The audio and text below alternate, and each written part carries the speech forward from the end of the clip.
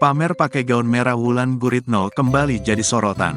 Wulan Guritno jadi sorotan netizen setelah dirinya pamer pakai gaun merah. Dalam potretnya di media sosial, pacar Sabda Ahesa, Wulan Guritno membagikan 4 fotonya yang berpose menggunakan gaun merah panjang. Wulan Guritno terlihat berfoto di sebuah koridor. Pemain series, Open BO, itu membiarkan rambut panjangnya terurai lalu dipadukan dengan riasan wajah yang flawless. Wulan lalu melengkapi penampilannya dengan menenteng tas tangan kecil dan sepatu hak tinggi berwarna hitam. Walaupun bergaun panjang, tubuh Wulan Guritno tetap saja terekspos. Apalagi dia juga mengenai gaun yang memperlihatkan punggungnya yang mulus. Sayang, Wulan Guritno tidak banyak menuliskan isi hatinya di bagian keterangan.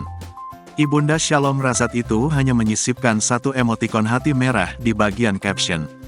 Kendati demikian, unggahannya itu langsung banjir sorotan netizen. Bahkan postingan tersebut sampai saat ini sudah disukai lebih dari 100.000 akun. Berbagai komentar warganet juga bermunculan. Banyak yang menyoroti Wulan Guritno yang tampil awet muda. Apalagi bentuk tubuh pacar Sabda Ahesa itu juga masih langsing meski usianya sudah menyentuh kepala 4.